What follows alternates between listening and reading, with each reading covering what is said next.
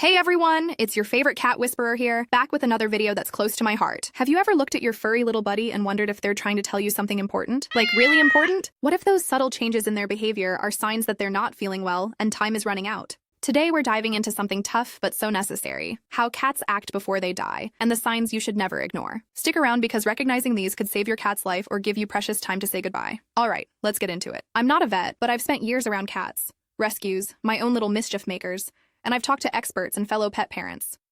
We'll cover everything from their energy levels to those heartbreaking hiding spots, with some real stories to make it hit home. First off, let's talk about lethargy and weakness. That's often the biggest early warning. You know how cats are usually zooming around, batting at toys, or leaping onto counters like tiny ninjas? Well, when they're nearing the end, they might just stop.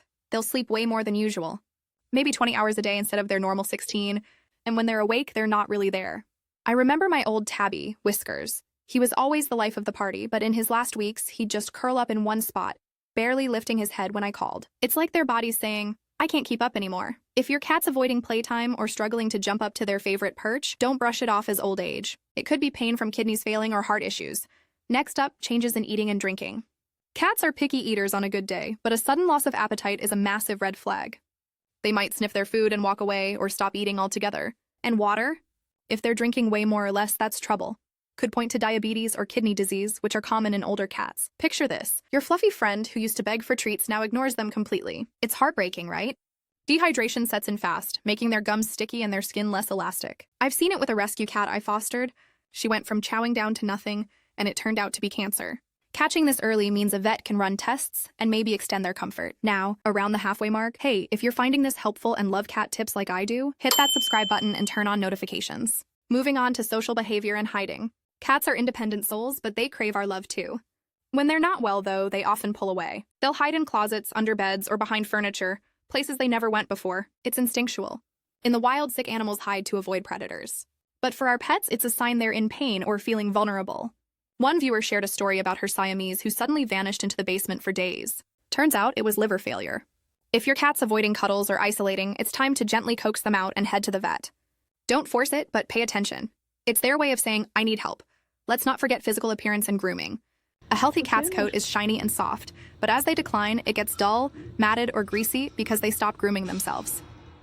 Weight loss is huge too. They might look bony under all that fur. Check their eyes, sunken or glassy.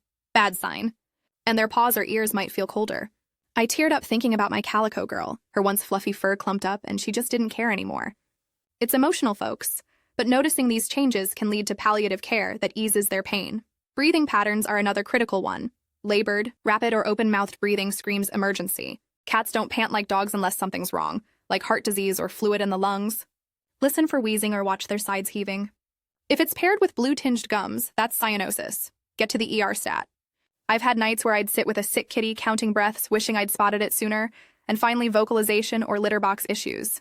Your quiet cat might start meowing more, like they're in distress, or a chatty one goes silent. Incontinence hits too. They might pee outside the box because it hurts to move. It's not naughtiness.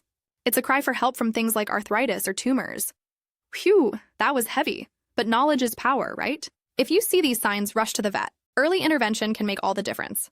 Cherish every moment with your cats, their family. Thanks for watching. Drop a comment if you've been through this, and let's support each other. See you next time.